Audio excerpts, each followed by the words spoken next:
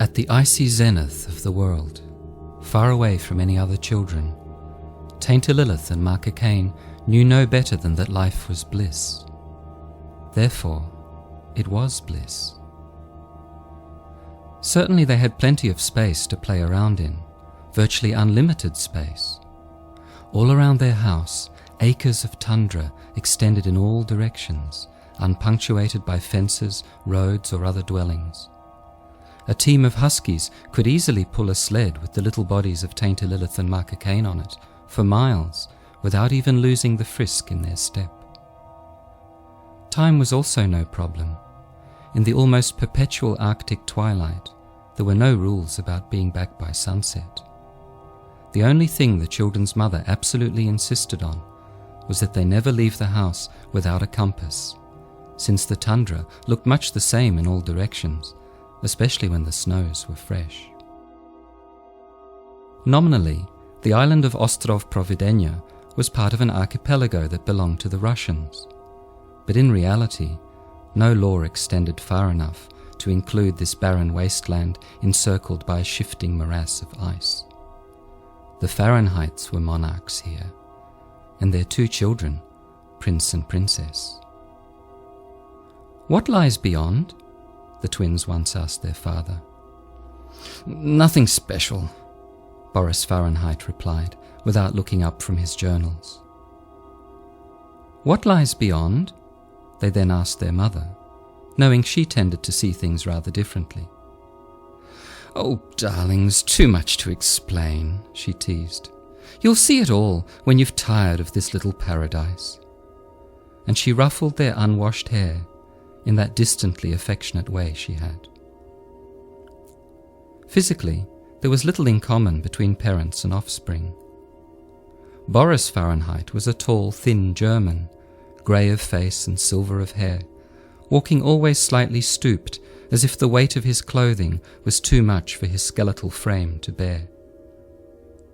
Una was also tall, a blue-eyed, rosy-cheeked Aryan beauty with dyed black hair. She walked erect, keeping all the flesh firm. She was 59 years old and had produced her children well past the age where such things were considered feasible. Tainter Lilith and Marker Cain were small, even for their age, which was somewhere between 9 and 11. No one had recorded the birth, and it was now too long ago for Boris and Una to recall the exact date. The children were clearly not adolescent yet anyway. They tumbled around below the furniture, giggling, rounded with puppy fat. They smelled sweet. They wore embroidered sealskin jumpsuits. They conversed with the huskies as equals. Their hair was naturally black, hanging long over their ivory white faces. Each pair of cheeks was sprinkled with cinnamon freckles, as well as a scattering of tiny puckered scars from a mysterious disease that had, thankfully, run its course without needing medical attention. Their brown eyes were large, with something of the seal about them, all dark iris and no whites. They resembled neither their father nor mother. Boris and Una had been shaped and coloured by the old world, and their children by a subpolar archipelago, whose glacial contours could not even be mapped. More than anything else, the twins' characters were formed by benign neglect. To their father, they were an indulgence of their mother's, which he tolerated so long as it didn't interfere with his research. To their mother, they were like robust little pets, pampered and cooed over when she was in a frivolous mood, forgotten about utterly when she had better things to do. Typically, she might spend hours bathing them and massaging whale oil into their skin, scolding them for spoiling their beautiful young flesh with so many calluses and scars. Then, for the next week, she might scarcely notice their existence, nodding absent-mindedly as they tore away into the icy night. In any case, Boris and Una Fahrenheit were themselves often away from home, advancing the progress of knowledge. Specifically, they were away visiting the Guinui people, on whom they were the world's foremost authorities. But progress was slow. The Guinui were mistrustful of strangers. Una had published one book on Guinui handicrafts, and she was compiling another on their cuisine, but there was no end in sight on Boris's long-awaited history, and, despite the Fahrenheit's best efforts, the dark secrets of the Guinui sexual taboos had not yet been illuminated. Of course, it was the Fahrenheits who must travel to the Guinui, not the other way round. And because Boris and Una always travelled together, Tainter Lilith and Marker Cain were often left alone in the house, with only the dogs for company, for days or weeks on end. This made them uncommonly self-sufficient, in a way that would have astounded visitors, if there had ever been any visitors. In all respects except genitals, Tainter Lilith and Marker Cain were identical twins. Their expressions were the same. There was even the same amount of light inside their eyes, a difficult thing to reproduce exactly. One day, their mother told them a story, a true story, she insisted, about how a future would come when their bodies would change beyond recognition. Tainter Lilith would grow teats, and Marker Cain would sprout a beard. "Oh!" they chortled. But their mother was serious, and this sewed a needle of anxiety through the tough skin of their hearts. From that moment on, the challenge of arresting the advance of time became a priority for Tainter Lilith and Marker Cain. The years must not be allowed to pass. They must be kept in check, securely corralled in the present. But how? The answer must lie, the twins felt sure, in ritual. Ritual being a concept that was much discussed in the Fahrenheit household, in reference to the Guinui. But Boris and Una were mere observers, too European to understand ritual in its visceral origins.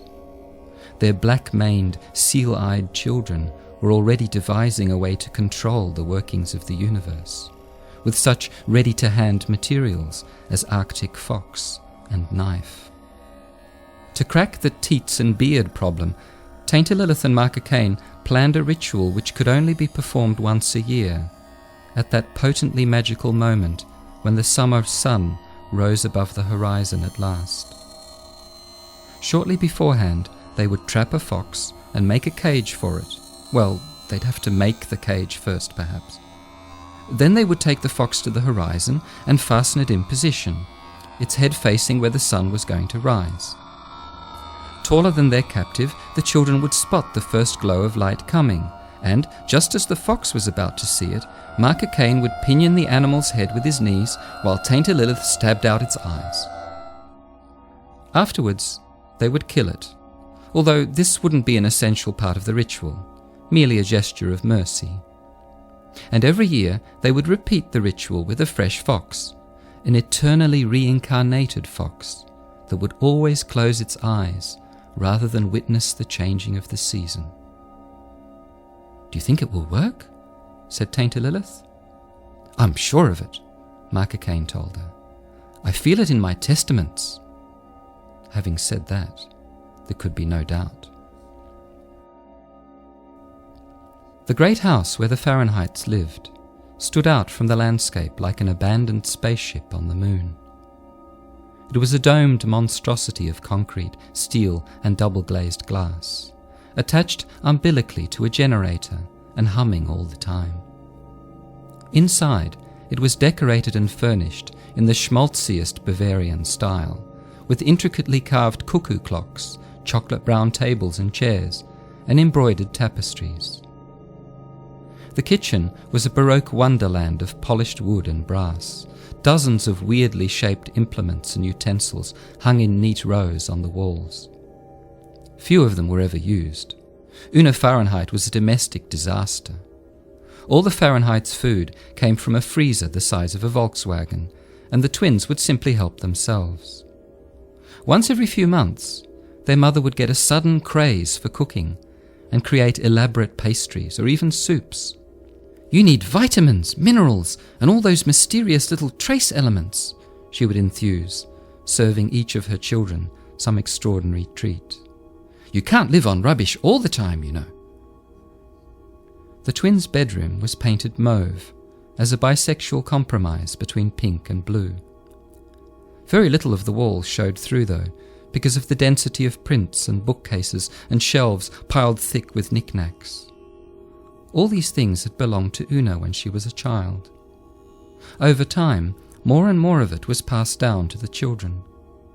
Her eyes would mist over, and she would rush to fetch something from a locked cabinet or even a suitcase. "Here, I want you to have this," she would say, "if you promise to take care of it." From careful study of these things, the little wooden horses with real manes and tails, the crystal baubles with cherubs inside, the music boxes that played alpine melodies, the stuffed mouse with the Tiroler hat, green velvet jacket and lederhosen, Tainter Lilith and Marker Kane pieced together an impression of who on earth their mother might be. Conversation was considerably harder to come by. Una addressed perhaps 100 sentences a year to her children, or even less if repetitions weren't counted. In view of this scarcity, the twins were compiling a book of knowledge in which they faithfully recorded all the things their mother said to them. Not the half-hearted scoldings or the offhand domestic instructions, but anything more pregnant. The book, 100 or so blank pages bound in stiff, intricately patterned covers, was a sacred object, and mistakes were not allowed. Every word, every letter proposed for inclusion in it, was discussed by the twins beforehand, practiced on scrap paper, then inscribed onto the creamy white pages with great care. Appropriately enough, the first thing written into the book was what their mother had told them about the book itself when she'd presented it to them.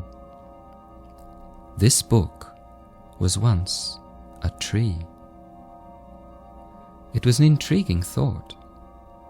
The Fahrenheit's house was infested with paper, hardbound texts, maps, German romances, very old newspapers, glossy magazines flown in from Canada, plus of course Boris and Una's own mountains of notes and journals.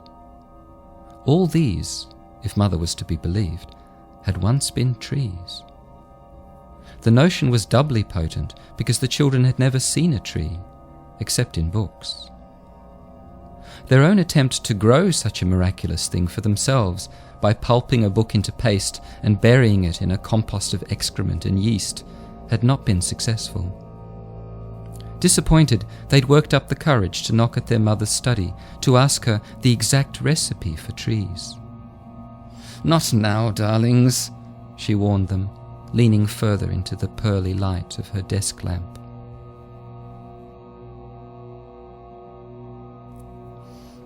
One day, Boris and Una Fahrenheit returned from yet another visit to the Guinui, landing their grimy blue and silver helicopter just outside the house as usual. They disembarked, one from each side of the cabin, stooping under the whirling blades. Tainter Lilith and Marker Kane watched them from the dining room window through the trickling shimmer of condensation. 4 cuckoo clocks in various rooms of the house started cooing simultaneously. It was obvious, even before Boris and Una reached the front door, that they were in an unusually subdued mood. They were neither arguing like bitter enemies, nor, as was equally common, discussing their findings like affectionate colleagues on the brink of a breakthrough. Instead, Una walked into the house silent and pale, pausing only to let her coat fall to the floor before disappearing into the bedroom. Boris, a few steps behind, followed her to the bedroom door, then thought better of it. He left the house again and busied himself putting the helicopter away. Eventually, he was ready to give the twins an explanation. Your mother has eaten something that disagreed with her. Don't be surprised if this ends badly." For the next 3 days, Tainted Lilith and Micah Cain put aside all childish things in order to nurse their mother in her bed. They brought her snacks, cold compresses, warm towels, fizzy pills and hot water bottles. "Oh, you are such little darlings," Una beamed at them, her face glowing like a gas flame. "My own mother couldn't have nursed me better than you two are doing." But Una Fahrenheit's illness was fearsomely obstinate. As the days passed, the twins grew stoical in their acceptance of the prophesied bad end, which in their minds was their mother having to be transported hundreds of miles to the nearest hospital. Instead, she died.